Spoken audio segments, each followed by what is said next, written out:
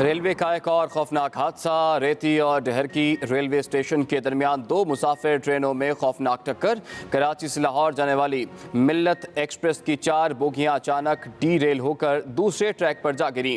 اسی دوران مخالف سمت سے آنے والی سر سید ایکسپریس ٹریک پر گری بوگیوں سے ٹکرا گئی۔ حادثے میں 30 مسافر جاں بحق، 70 سے زائد زخمی۔ بوگیوں میں پھنسے مسافروں کو نکالنے کے لیے ہیوی مشینری اور کٹر کا انتظار۔ ضلعی انتظامیہ، پاک فوج اور رینجرز کے جوان امدادی کاموں میں مصروف۔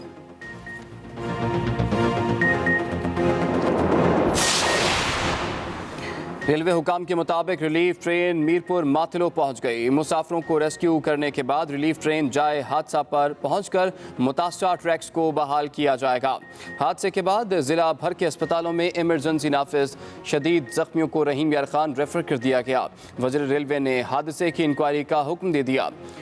وزیر اعظم کا حادثے پر افسوس کا اظہار، وزیر ریلوے کو جائے حادثہ پر پہنچنے کی ہدایت۔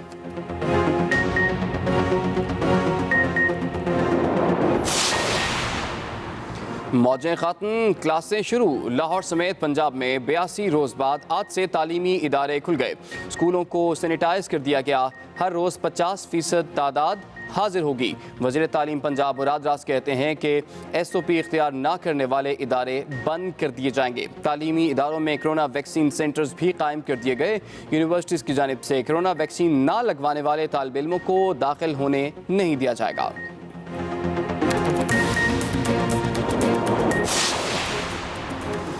کرونا کا زور کم ہونے پر سندھ میں پابندیاں نرم۔ آج سے دکانیں رات 8 بجے تک کھولنے کی اجازت۔ 9ویں اور اس سے اوپر کلاسز کا بھی آغاز۔ تدریسی اور غیر تدریسی عملے کے لیے ویکسینیشن بھی لازمی قرار۔ آؤٹ ڈور ڈائننگ رات 12 بجے تک ہو سکے گی۔ 2 ہفتوں بعد شادی ہالز، آؤٹ ڈور تقریبات کی اجازت دی جائے گی۔ جمعہ اور اتوار کو لاک ڈاؤن کے تحت بازار بند رہیں گے۔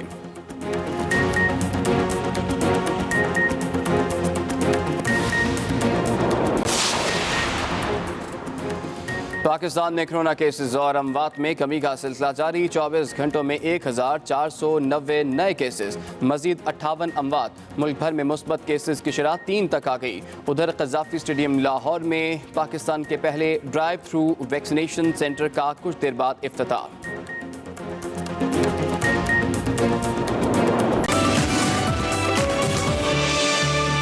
Welcome back to Express. وقت ہوا چاہتا ہے نکلے تیری تلاش میں، جس میں وقار احمد ملک صاحب مستنصر حسین تارڑ دی لیجنڈ سے بات کر رہے ہیں ان کی کتاب سنو لیک کے حوالے سے۔ تو آج کا حصہ دیکھتے ہیں۔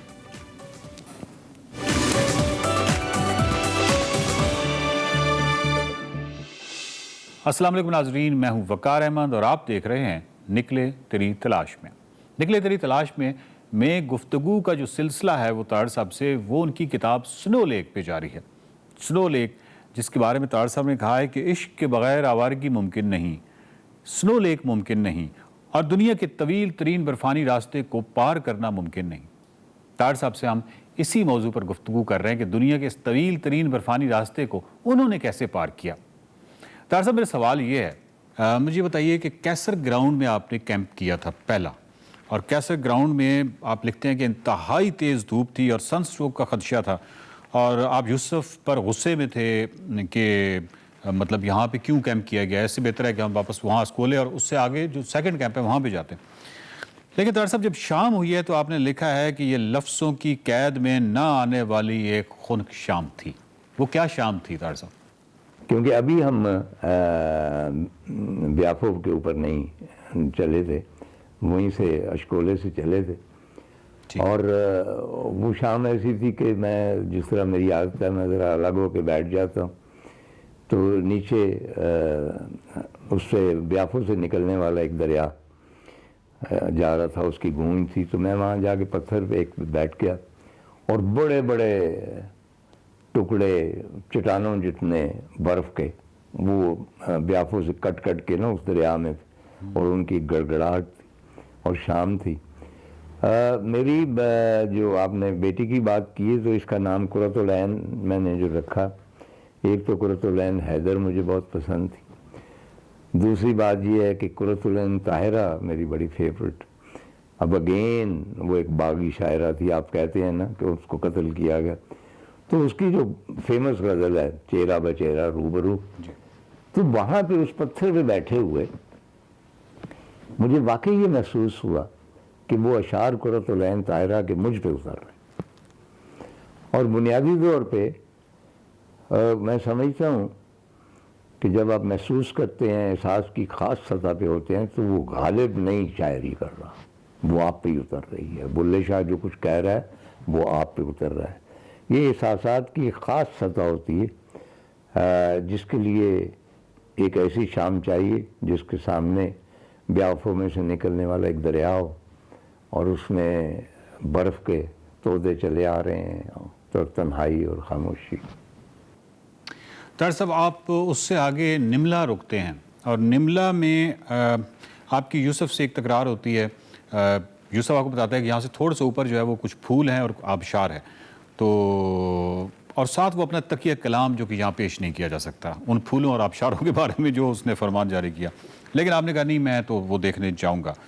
تو کیسا تھا وہ منظر، وہ جو پھول تھے، وہ جو آبشار تھے جس سے یوسف آپ کو روک رہے تھے؟ وہ ایکچولی ایٹ ٹائمز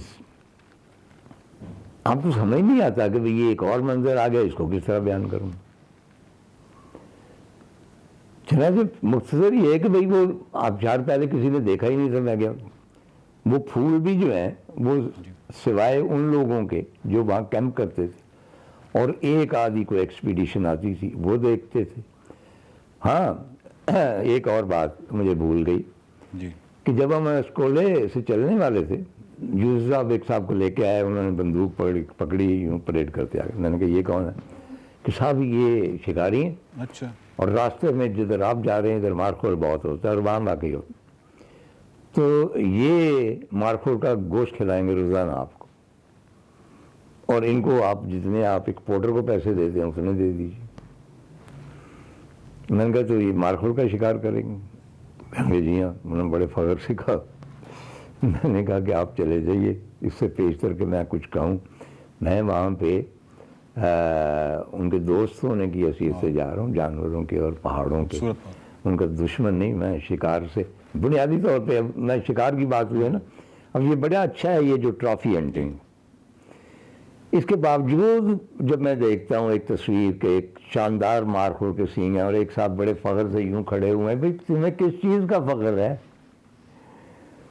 اتنا شاندار بندہ، اور میرے بس میں ہو نا، میرے پاس اتنے پیسے نہیں ہیں تو میں ڈیفینیٹلی 4-5 مارخور مارنے کی اجازتیں لوں، اور پھر میں کہوں کہ یہ 4-5 مارخور جو ہیں ان کے لیے میں نے پیمنٹ کر دی ہے، ان کو آپ بلینڈ کر دیجئے گا کہ ان کو اور کوئی نہیں مارے گا۔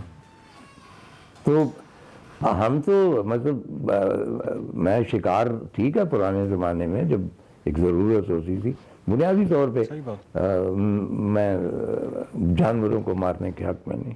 طاہر صاحب، نملہ سے مانگو کا جو سفر ہے وہ گائیڈ بکس کے حساب سے 6 گھنٹے کا ہے، اور یہ 6 گھنٹے کا سفر آپ نے 6 گھنٹوں میں نہیں کیا بلکہ آپ نے ایک پورا دن لگا دیا تھا۔ اس کی وہ خاص وجہ وہی اگین پھر وہی والی بات ہوگی کہ گائیڈ بکس میں کچھ اور لکھا ہوتا ہے، یا پھر وہ کم از کم ہمارے لیے نہیں ہوتا؟ جی ہاں، وہی بات کہ گائیڈ کو بھی نہیں پتا تھا، اور وہ جو چڑھنا ہوتا ہے نا پہلی مرتبہ برف کے، جی، برف کے اوپر چلنا، یعنی جب آپ جاتے ہیں بطورہ گلیشیئر کیٹو جاتے ہیں تو زیادہ تر آپ سائڈ پہ چلتے ہیں، ٹھیک، لیکن یہاں پہ اب جو ہے بیافو جو ہے اس میں زیادہ تر آپ اس کے درمیان میں چلتے ہیں، اور وہ چلنا جو ہے جو کچ کچ کچ کی آواز آتی ہے اور وہ پھسلنا ہوتا ہے، اور اس میں وہ بھی ہوتی ہیں دراڑیں بھی ہوتی ہیں بے شمار ہوتی ہیں۔ تو وہ پہلا سفر تھا جو ہم صرف برف کے اوپر چل رہے تھے، اور برف پہ چلنے کے لیے تھوڑی سی کرتب آنے چاہیے، کس طرح چلا جاتا ہے، کس طرح اپنے آپ کو سنبھالا جاتا ہے، تو اس لیے دیر لگی۔ طاہر صاحب، جب آپ مانگو میں ہوتے ہیں تو وہاں اوپر ایک سیلاب آتا ہے، پتھروں کا سیلاب، کیچڑ کا سیلاب، اور یہ فنامنا جو ہے یہ گلگت بلتستان میں جب آپ ٹریکس کرتے ہیں تو گاہے بگاہے نظر آ جاتا ہے، اور یہ بڑا ہی خوفناک تجربہ ہوتا ہے۔ اس کی جو گڑگڑاہٹ ہے، جو کیچڑ ہے، اس کا ایک پورا سیلاب آ رہا ہوتا ہے۔ طاہر صاحب، کبھی آپ کے ذہن میں یہ تجسس پیدا ہوا کہ یہ جو اتنے بلند پہاڑ ہیں اور یہ کہاں سے یہ ملبہ، یہ کیچڑ، یہ پتھروں کا اتنا بڑا سیلاب گڑگڑاہٹ کے ساتھ آ رہا ہے، تو اس کا سورس کیا ہوگا، اور میں جا کے اوپر دیکھوں گی کس جگہ سے یہ نکل رہا ہے؟ یہ بڑا ایک عجیب و غریب سوال ہے، لیکن یہ کبھی کبھی مجھے تجسس ہوتا ہے تو میں اس لیے آپ سے پوچھ رہا ہوں۔ بغار اس وقت تو بندے کو مطلب کہ اٹھا کے لاتے ہیں، نیم مردہ ہوتا ہے وہ کہیں نہیں جانے وانے کا ہوتا ہے. اچھا، لیکن مانگو میں یہ ہوا تھا کہ پہلے تو میں نے حسب عادت میں نے کہا جی یہ جگہ یہاں سے یہ پورا گلیشیئر نیچے نظر آ رہا ہے جی یہاں پہ میرا ٹینٹ لگایا. تو جو پورٹر تھا ایک ایکسپیرینس، اس نے کہا صاحب یہاں نہیں لگائیں، یہاں پتھر آتا ہے. میں نے ادھر ادھر دیکھا، میں نے کہا پتھر کہاں سے آتا ہے؟ پہاڑی تو ادھر ذرا مطلب 10 گز 20 گز کے فاصلے. اور وہ اس نے یہ بات کہی ہے اور اوپر سے ایک ہیوج چٹان آئی اور دھڑام سے آ کے وہ میرے خیمے کے 10 فٹ 20 فٹ کے یہاں پہ دھنس گئی زمین. تو ظاہر ہے کہ I was terrified. تو میں نے کہا یہ کہاں سے آ گئی؟ تو اس کے مطابق، اور اس میں میرا خیال لاجک تھی، وہ کہتے ہیں سر مارخور ادھر رہتا ہے اور مارخور اپنے بچاؤ کے لیے کہیں کوئی نیچے سے نہ آ جائے، وہ چلتے ہوئے جو چٹانیں ہیں یا پتھر ہے ان کو دھکیلتا ہے اور وہ پتھر نیچے جاتے ہیں تاکہ اس کے تعاقب میں آنے والا اگر کوئی جانور ہے یا بندہ ہے وہ اس سے ہلاک ہو جائے. تو باہر تو ہم نے پرے کر کے، اب میں بہت ہی مطلب عجیب و غریب حالت میں، پہلے 1-2 دن میں وہ خراشیں پڑ جاتی ہیں رانوں میں، تو میں ان کے اوپر ڈیٹول لگا رہا ہوں اور مطلب ہے کہ کوئی لباس بھی کوئی خاص زیب تن نہیں کیا ہوا. تو ایک دھماکہ ہوا ہے.